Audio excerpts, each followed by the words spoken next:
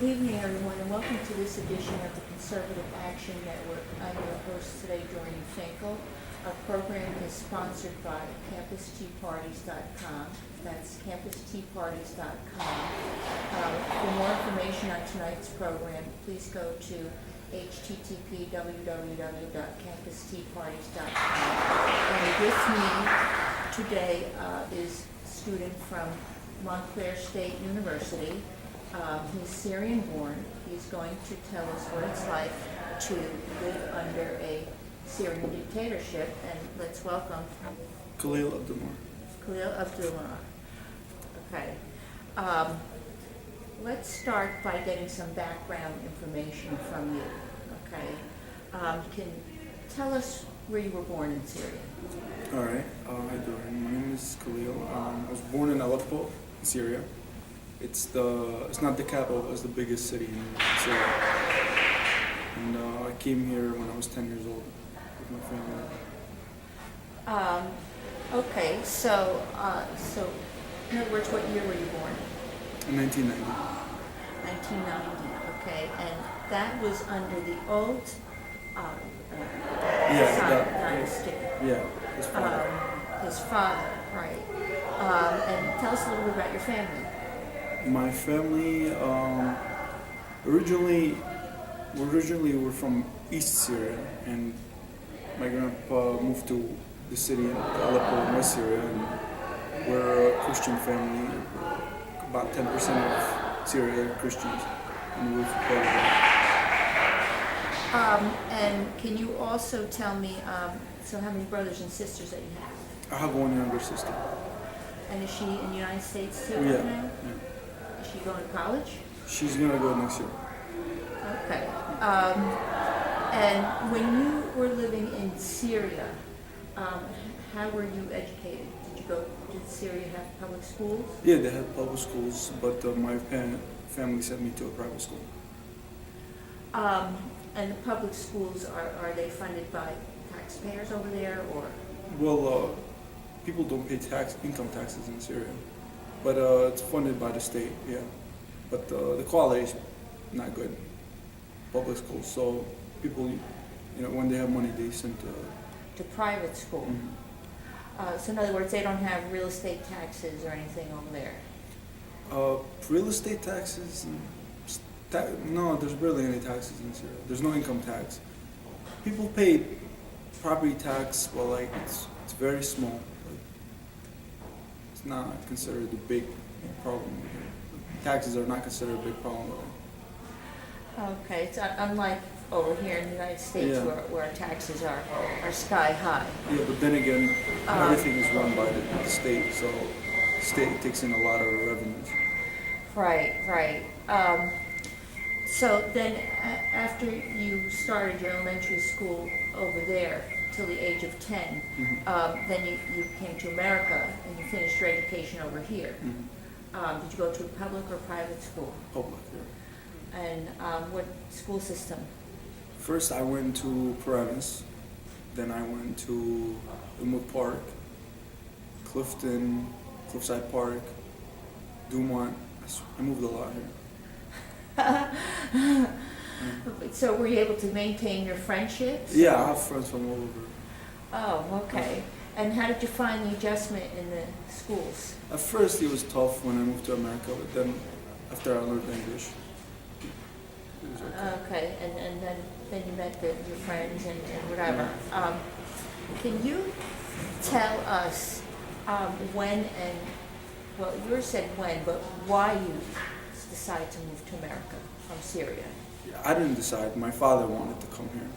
He always thought America was a better country, and he wanted to come here, and like every other immigrant wanted to become rich, and he just thought it's better. Right. So did he think that there was more opportunity over here than there was in Syria? Yeah, he didn't know how it was like, but from what his family told him, they told him that it's better here, and so he just wanted to come here for opportunities. So then, did you like his decision? When we first came here, we didn't like it. My father didn't like it. He worked here and he thought it was way too, he would have to wake up early and work all day, and it was just, that's not what he thought. He thought it was going to be easier. Because in Syria, people work less and it's just more laid back. Right, right. So they don't have the ambition to. Yeah, it just, life is simpler in Syria. And here it's just go, go, go. And he wasn't ready for it, I guess, and he didn't like it, so he went back. So he went back to Syria. Mm-hmm. Wow. Mm-hmm. So does that say something about the Syrian dictatorship over there? When we say the word dictator, it's kind of misleading. It is, but not every dictator is bad. Not every democracy is good. That thing. Right, right, right. And here in the United States these days, it seems like we have a dictatorship with taxes. Yeah. So let's go to the Al-Assad dynasty. Mm-hmm. Am I pronouncing it right? Al-Assad, yeah. It's good. Okay. The father took office as president in 1971, and it was his plan to promote Arab nationalism and Arab socialism and secularism. From what you can remember, what are some of the things he did to promote this? Okay. He banned any parties that are religious affiliated. He banned the Muslim Brotherhood. Any form of Muslim extremism is banned. When you work for the government or when you serve in the military, you can't have a beard because beards represent, Islam. Right, right. Any woman can't have a color on her face. So you wanted to have open, secularism. So would you say that he was a really strict dictator? The father, at first yeah. Socialism really took its toll on the country. There was lines to get food, there was shortages. Like every time there's this, socialism or communism. First he was bad. Then he slowly, towards the end, opened up the economy and it became better. So let's say this is life like every day in Syria.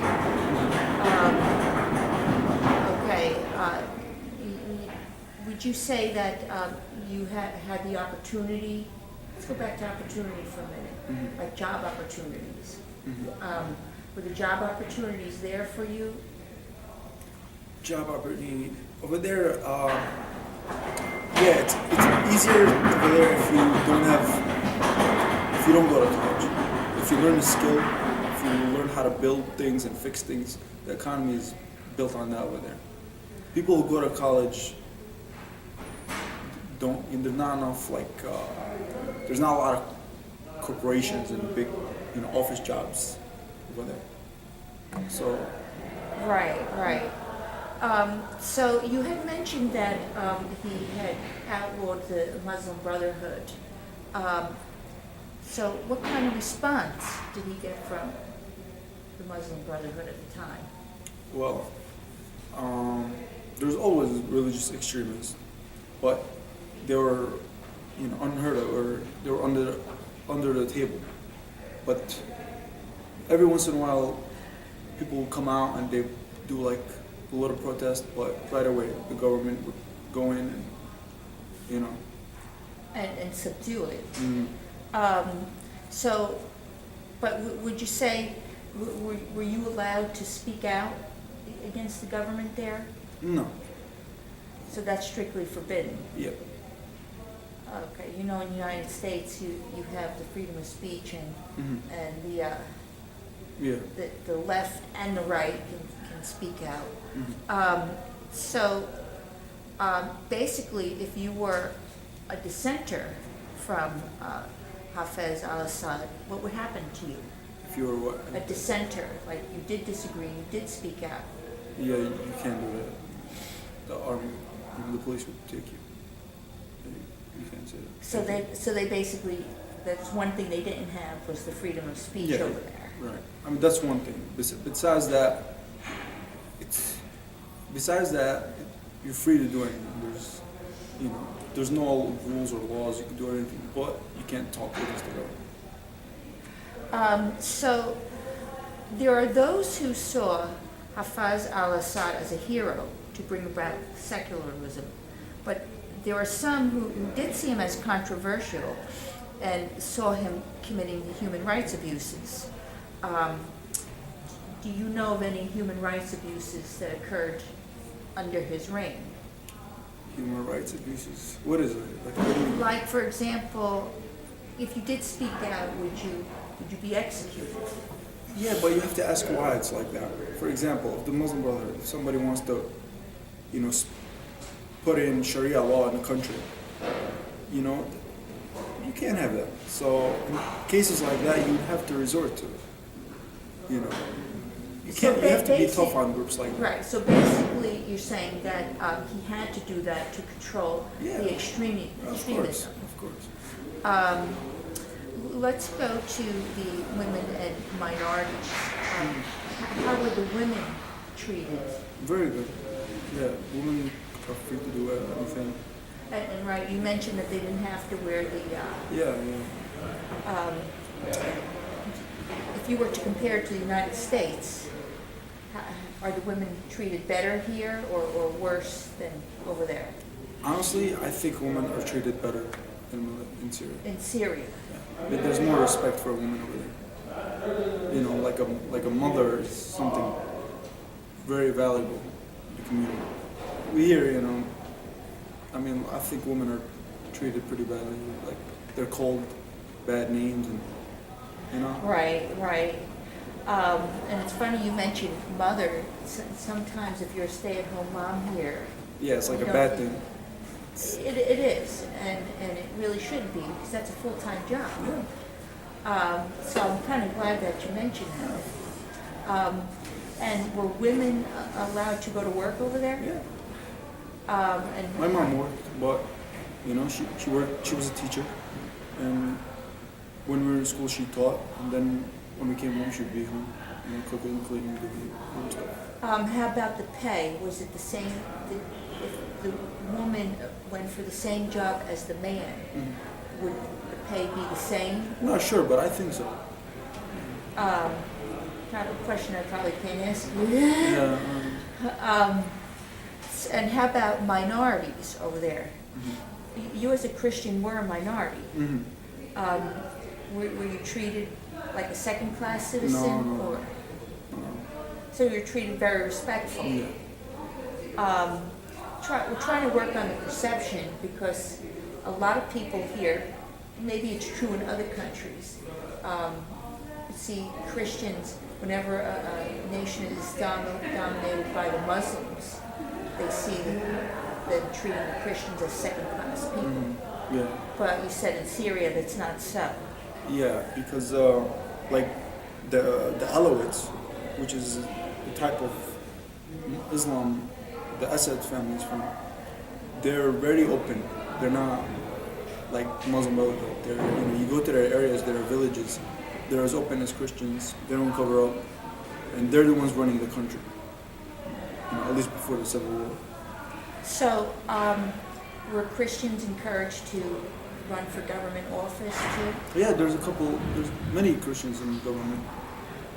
And when they are in office, do they work for everybody, or like in the United States we have special interest groups? There's no lobbyist over there.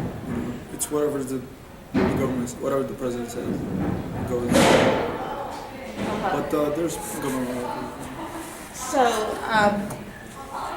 So they didn't have any special interest groups over there? Like lobbyists? Yeah. No. There's nobody lobbying the government for anything. They can't get anything done.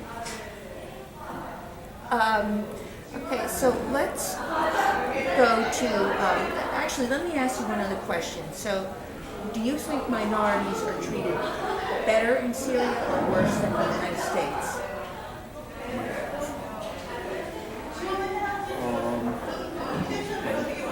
minority, you mean African Americans? I think when we have the affirmative action thing here, it just made it worse for blacks. You know, but over there you don't have that kind of stuff. You know, affirmative action. But they're treated good. Let's go to the Hama riot. Okay, first it was one in 1964. Okay, and then you also have the Hama uprising in 1981, and then the Hama uprising in 2011, which is close to today. The Muslim Brotherhood has strongly opposed the Ba'ath Party, and the first clash was the 1964 uprising, which came about after the party outlawed the Muslim Brotherhood. So, can you tell us what some of the differences are between the Ba'ath Party and the Brotherhood? The Ba'ath Party is socialist. It's secular. You know, the Soviet Union were big supporters of the party in the beginning. The Soviet Union wanted to spread socialism in the Middle East. Saddam Hussein was Ba'ath Party, but later on they split. Syria and Iraq were enemies. But the Muslim Brotherhood, its main focus was to spread Islam, Sharia law as the main law of the country. And so the Ba'ath Party, because they're more secular, you're saying, has, and they outlawed that stuff. Mm-hmm. You're saying the Ba'ath Party has pretty much been able to subdue the uprisings. Yeah, but here's the thing. Before, the Ba'ath Party was, it was real Ba'ath Party, it was real socialist in the beginning. But as the years went by, it became less socialist. And now, under the President Bashar al-Assad, a lot of new businesses opened. He allowed a lot of new foreign corporations to open in the country, more free market. So, Ba'ath Party wasn't a big role in the government later as the years went by. So let's go to the next one. In 1981, the left, in the United States, you had the Hama massacre, which occurred after a failed terrorist attack. It was a terrorist attack on the Alawite village. So to counter, the Syrian army executed 400 of the Sunni Hama inhabitants who were chosen randomly among the male population over 14. And the American media criticized them for this. Do you think the American media, the coverage was fair, or? No, of course they're going to criticize them. Back then, Syria was a big ally of Russia. And, they're going to, the only reason, if you watch the news here, the news is very biased. The government here is taking the rebels' side, and it's not the case. You mean the American left? The right too. Both. That's one thing they both agree on. They both are against Assad. So then, let's go to that time period, which is the 1980s. Talk about the relations that the United States had with Syria. Mm-hmm. Are you well aware of what happened in the embassy where our soldiers got killed? Do you think that the government was fair, our government was fair with the Assad dynasty? Well, I'm not sure. Like, for example, it seemed to be that there was tension between the two governments. Mm-hmm. Do you think that there should have been? It was bound to happen because I remember there was other problems between Lebanon and Israel. Right. So that had a part of it, and Syria was taking the anti-Israel stand. Israel at the time took over South Lebanon, and Syria kicked Israel out. So, there was a couple of things going on. How does Syria get along with Israel? There hasn't been fighting.